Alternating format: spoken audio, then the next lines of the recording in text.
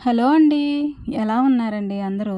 బాగున్నారా? మీరంతా బాగుండాలని మనస్ఫూర్తిగా దేవుడిని కోరుకుంటున్నాను. శీతాకాలం స్టార్ట్ అయిందంటే మా ఇంటి ముందైతే బరకం ఇలా దించేస్తామండి. శీతాకాలమనే కాదు, వర్షాకాలంలో కూడా వర్షం లోపలికి రాకుండా కొంతవరకు అయితే కాపాడుతుంది కాబట్టి బరకం అలా దించేసి ఉంచుతాము. కొంతవరకు రక్షణ అయితే ఉంటుంది. దాన్ని అలా పైకి లేపి కట్టేసి ఇంకా నేను ఇంటి ముందైతే తుడిచేసుకుని నీట్‌గా గొర్రెపిల్లని కూడా తీసుకెళ్ళి అక్కడ కట్టేసి నీళ్ళొస్తాయండి ఒకవైపున నీళ్ళు పట్టుకుంటూ, ఇంకా పిల్లల్ని స్కూల్‌కి రెడీ చేసుకోవాలి కాబట్టి వాళ్ళకి వంట, వార్పు ఇవన్నీ చేసుకుంటూ ఉంటాను. డైలీ రొటీన్‌లో ప్రతి ఒక్కరికి జరిగేది ఇదేనండి. వీడియోస్ అంటే కొత్తగా ఏముంటాయండి, వండుకోవడం, ఇవన్నీ చేసుకోవడం ఇవే డైలీ చూపిస్తూ ఉంటే చూసేవాళ్ళకి ఎవరికైనా కాస్తంత ఇబ్బందిగానే ఉంటుంది. కాబట్టి నేను చేసుకునే పనులతో పాటు మరి నాకు తెలిసిన కొన్ని విషయాలైతే మరి మీతో షేర్ చేసుకుంటానండి. కొన్ని కొన్ని విషయాలు షేర్ చేసుకుంటానంటే అవేవో బయట నుంచి అయితే తీసుకొచ్చి అయితే చెప్పనండి. ఎందుకంటే మరి నాకు సంబంధించిన విషయాలే మీతో షేర్ చేసుకుంటాను. మన దేశంలో ఉండే జనాభా చాలా మందే ఉన్నారండి. వాళ్ళల్లో ఎక్కువ శాతం మంది మిడిల్ క్లాస్ వాళ్ళే ఉంటారని నేను అనుకుంటున్నానండి. ఎందుకంటే ఎటు చూసినా, ఎటు వెళ్ళినా ఎక్కువగా కనిపించేది ఈ మధ్యతరగతి కుటుంబాలే కనిపిస్తాయి గానీ, మరీ లేకుండా ఉన్నవాళ్ళు లేరు. మరీ కోటీశ్వరులైన వాళ్ళు కూడా తక్కువండి. చుట్టూ చూస్తున్నాం సొసైటీలో చాలామంది మరి మిడిల్ క్లాస్ వాళ్ళే ఉంటారు. ఆ విలేజెస్‌లో కూడా చాలామందే ఉన్నారండి. వాళ్ళల్లో మరి మేము కూడా ఒకటి. చెప్పుకోదగ్గ ఆస్తులు ఏమీ లేకపోయినా గానండి, వెనకాల కొండంత ఆస్తి ఏదో ఉన్నట్టే అనిపిస్తుంది. కానీ చూడబోయే టైంకైతే మరి ఏమీ కనిపించదు. కానీ ఏదో ఉందనే ఆశతోటైతే ఉంటామండి. మరీ లేనట్టుగా అయితే ఉండము.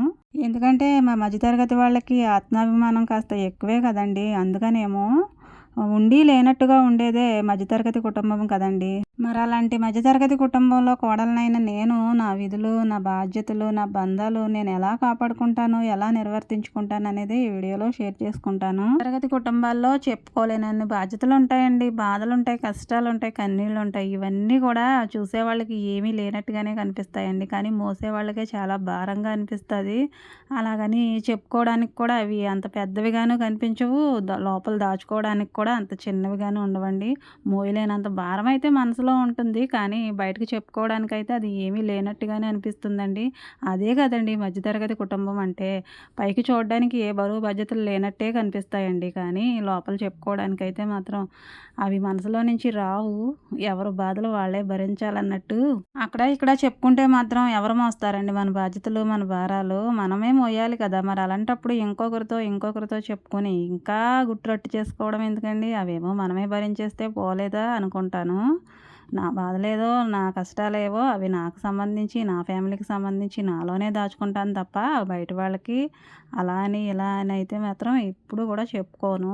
చెప్పుకునే కొద్దీ ఇంక బాధలు పెరుగుతాయే తప్ప తరగవండి. వామ్మో! అలాగా, ఇలాగా అని అంటారు. ఎందుకండి చెప్పుకోవడం? అదేదో మనసులోనే పెట్టుకుని దేవుడితో చెప్పుకున్నామనుకోండి కాస్తైనా రిలీఫ్‌గా ఉంటుంది ప్రాణానికి. అక్కడ ఇక్కడ చెప్పుకోను గానండి, మరి ఛానల్ స్టార్ట్ చేసిన తర్వాత నా మనోభావాలేంటో, నా మనస్తత్వం ఏంటో ఒక్కొక్కటిగా షేర్ చేస్తున్నాను కాబట్టి ఇక మరి ఫ్యామిలీకి సంబంధించిన విషయాలను కూడా కొన్ని కొన్ని మీతో అయితే షేర్ చేసుకుంటున్నాను.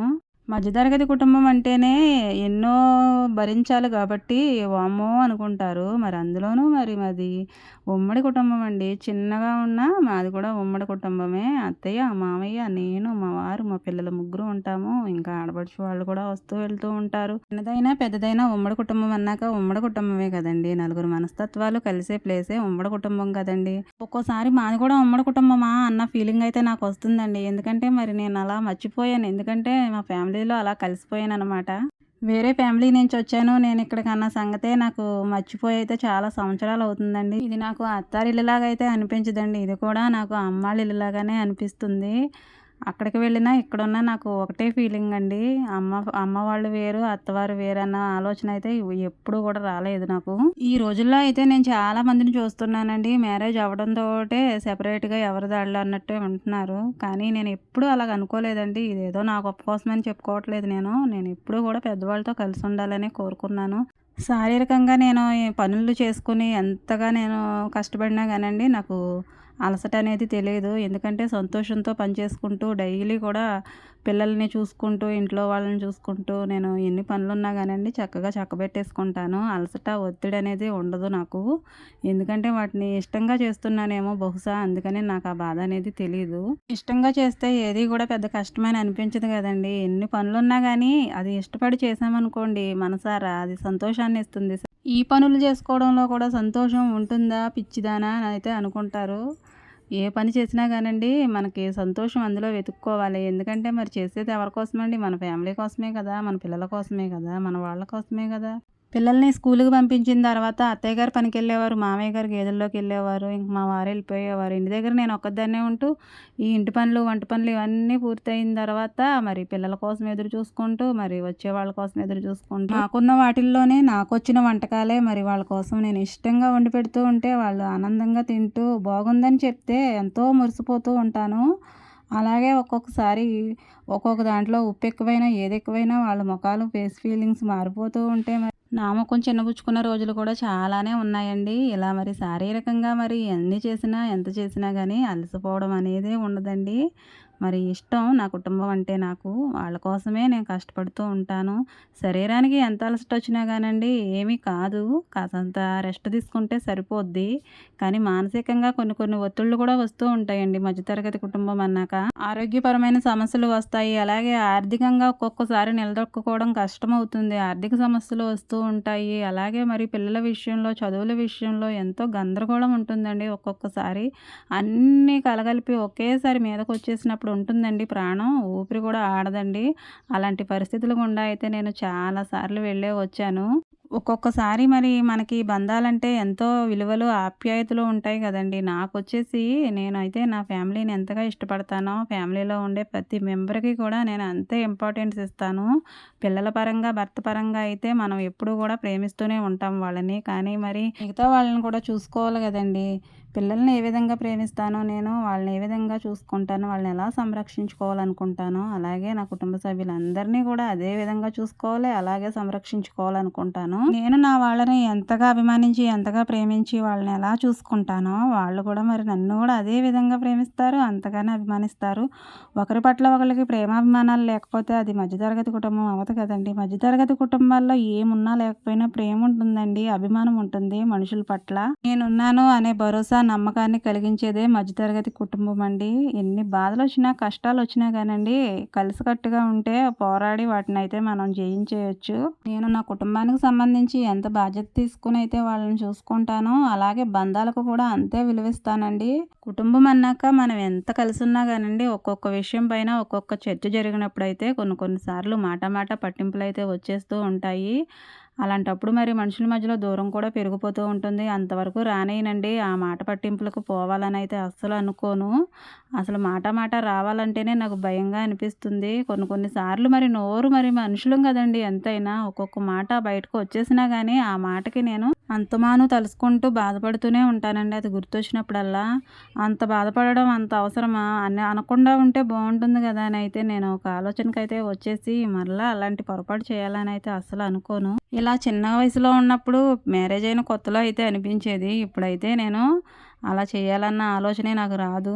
ఇంట్లో వాళ్ళందరూ నా వాళ్ళయినప్పుడు మనం ఇంకో మాట అనాలనైతే ఎలా అనుకుంటామండి. అందరూ మనల్ని ఎంతగా ప్రేమిస్తున్నారో మనం కూడా వాళ్ళని అలాగే ప్రేమించాలి, అలాగే అభిమానించాలి కదా! ఒక్కొక్కసారి మానసికమైన సమస్యలు వస్తూ ఉంటాయండి. ఒకరి పట్ల ఒకరికి ఎంత అభిమానం ఉన్నా, ఎంత ప్రేమున్నా ఏంటోనండి తెలీదు. ఒక్కొక్కసారి గందరగోళ పరిస్థితులొచ్చేస్తాయి. అలాంటప్పుడైతే మనసునైతే నేను చాలా ప్రశాంతంగా అయితే ఉంచుకుంటాను. అలాంటి పరిస్థితులొచ్చినప్పుడు మనం మనుషులతోటి ఎక్కువగా మాట్లాడకుండా ఉండడమే అది సమస్యకు పరిష్కారం అని అయితే నేను అనుకుంటున్నానండి. మాటకు మాటకి మనకి వాదనలే తప్ప మనకి మంచి అనేది ఏమీ కనిపించదు. కాబట్టి అలాంటి సమస్యలు ఏమైనా వస్తున్నాయి అనుకున్నప్పుడు ముందుగానే మనం సైడ్ అయిపోవడం మంచిది. సైడ్ అయిపోవడం అంటే కామ్‌గా ఉండడమే మంచిదండి. మాటకు మాట చెప్తే అనేక గొడవలకు దారితీస్తుందే తప్ప అక్కడ నెమ్మది అనేదే ఉండదు. నేను ఎక్కువగా నెమ్మదిని కోరుకుంటాను కాబట్టి మా ఇంట్లో అలాంటి గొడవలకి చోటనేదే లేదండి. అవి అంత దూరంలో ఉండగానే పారిపోవాల్సిందే. అవి దరిదాపులకి రావడానికి కూడా భయపడతాయి. ఎందుకంటే మరి అందరూ కలిసుంటే అలాంటి వాటికి ప్లేస్ ఎక్కడుంటుందండి? పారిపోక ఏం చేస్తాయి? అలాంటి వాటికి మరి మా ఇంట్లో ఎప్పుడూ కూడా ఛాన్స్ ఉండదు. ఒక్కోసారి ఎన్నో ఆరోగ్య సమస్యలొస్తాయి. ఆ ఆరోగ్య సమస్యలొచ్చినప్పుడు ప్రాణం ఎలా ఉంటుందండి? భయపడుతూ ఉంటాం గదా! పిల్లలకు బాగోకపోయినా, పెద్దవాళ్ళకి బాగోకపోయినా ఎంతో ఆందోళనగా ఉంటాము. వాళ్ళని చూసుకుంటూ, వాళ్ళని కోలుకునే వరకు కూడా. ఒక్కోసారి పరిస్థితులు ఎంత దారుణంగా ఉంటాయంటేనండి, ఎంత భయానకంగా ఉంటాయో అసలు ఏమైపోతుందో ఏంటో అన్న భయంకరమైన సందర్భాల్లోకి కూడా వెళ్ళిపోయిన రోజులున్నాయి నా జీవితంలో. కుటుంబాన్నంతటిని కూడా మరి కుదిపేసి భయంకరమైన పరిస్థితుల్లోకి తీసుకెళ్ళిపోయిన రోజులైతే చాలా ఉన్నాయండి గడిచిన రోజుల్లో. సుఖాలు, సంతోషాలు ఒకదాని వెంట ఒకటి రావు గానండి. కష్టాలు మాత్రం ఒకదాని వెనకాల ఒకటి మేమున్నామనుకుంటూ వచ్చేస్తూ ఉంటాయండి మధ్యతరగతి వాళ్ళని ఆదుకోవడానికి. మనం బాగుంటే అందరూ వస్తారండి. మనం బాగోలేనప్పుడైతే ఒక్కొక్కసారి ఎవరో కూడా రారు మన దగ్గరికి. కానీ మరి బాధలు, కష్టాలనేవి ఈ మధ్యతరగతి వాళ్ళని ఎప్పుడూ విడిచిపెట్టకుండా వెంటే ఉంటాయండి స్నేహితుల్లాగా. బంధువులైతే అప్పుడప్పుడు వచ్చి వెళ్తూ ఉంటారు. కానీ స్నేహితులు ఎప్పుడూ మన దగ్గరే ఉంటారు గదండీ! అలాగే మరి బాధలు, కష్టాలతో మరైతే ఎప్పుడూ కూడా బిజీగా అయితే మరి ఉంటాము ఈ మధ్యతరగతి వాళ్ళము. లక్షలు విలువ చేసే ఆస్తులుండాలని అయితే ఎప్పుడూ కోరుకోమండి. కానీ కోరుకోకుండానే లక్షలు విలువ చేసే ఆరోగ్య సమస్యలైతే వచ్చేస్తూ ఉన్నాయి. మరి ఏం చేస్తామండి? మరి మనకు ప్రాణాలు ముఖ్యం గదా! వాటి కోసం పోరాటం అయితే చేయాలి కదా! ఇలాంటప్పుడే నాకు అనిపిస్తుందండి మేము కూడా లక్షాధికారులమే అని. ఎందుకంటే మరి మన ఆరోగ్యాలు అంత లక్షల్లోకి వెళ్ళిపోతున్నాయి కాబట్టి. ఒక మధ్యతరగతి ఇల్లాలిగా ఇంటిని చూసుకోవడానికి, బంధాలు కాపాడుకోవడానికి, నా బాధ్యతలు నిర్వర్తించడానికి నాకు ఓపిక ఉన్నంత వరకు పోరాడుతూ ఉంటానండి. దేన్ని కూడా నేను నాకు కావాల్సిన వాటిని అంత త్వరగా విడిచిపెట్టడానికైతే ఒప్పుకోను. నా శాయశక్తులా ప్రయత్నిస్తూ ఉంటాను వాటిని కాపాడుకోవడానికి. అలాగే నా కుటుంబం కూడా నాకు ముఖ్యమండి. బంధాలు ఎంతో అపురూపంగా చూసుకుంటూ, కాపాడుకుంటూ ఉంటాను. నాకు మాట ముఖ్యం కాదండి, మనుషులే ముఖ్యము. మాట అంటారా నోటట్ట వచ్చేస్తుంది. దాన్ని తీసుకోవడం చాలా కష్టము. మాటే కదా అని ఈజీగా అయితే వదిలేయడం అయితే నాకు ఇష్టం ఉండదు. ఎందుకంటే ఆ మాట వల్ల ఎదుటివారి మనసు అయితే చాలా నొప్పించిన వాళ్ళం అవుతాము. మాటలతోటైతే ఎవరిని కూడా గాయపరచాలని ఎప్పుడు అనుకోను. కుటుంబం కలిసి ఉండాలన్నా, విడిపోవాలన్నా మన నోటి నుంచి వచ్చే మాట చాలా ప్రాముఖ్యమైందండి. ఎందుకంటే అక్కడ అది మనల్ని మైనస్ చేయాలా, ప్లస్ చేయాలా అనే దానికి చాలా సహాయం చేస్తుంది. మరి మనం నోటి మాటే కదా అనేసి మనం ఇష్టం వచ్చినట్టు మాట్లాడేసామనుకోండి, అవి జీవితకాలం ఎదుటివారిని గాయపరుస్తూనే ఉంటాయి. ఏ విత్తనం వేస్తే ఆ మొలకే వస్తుందన్నట్టు మనం ఎంత మంచిగా ఉంటే వాళ్ళు కూడా మనతో అంతే మంచిగా ఉంటారు కదండీ! మధ్యతరగతి కుటుంబం అంటేనే ఒక ఆత్మాభిమానం అండి. దాన్ని మనం ఎంతలా కాపాడుకుంటే అది మనల్ని అంతగా కాపాడుతూ ఉంటుంది. మనం ఏం చేయాలన్నా గానీ ఆత్మాభిమానం అడ్డుగా ఉంటుందండి. మంచి పనులకైతే మరి మనల్ని ముందే నిలబెడుతుంది. ఒక మధ్యతరగతి ఇల్లాలిగా నా కుటుంబానికి సంబంధించి బంధాలు, బాధ్యతలు ఈ విధంగా గౌరవిస్తూ ఉంటానండి. వాటిని ఎప్పుడు కూడా కాపాడుకుంటూ ఉంటాను. వీడియో నచ్చిందా అండి? అయితే లైక్ చేయండి ప్లీజ్ అండి. అలాగే సబ్స్క్రైబ్ చేసుకోండి.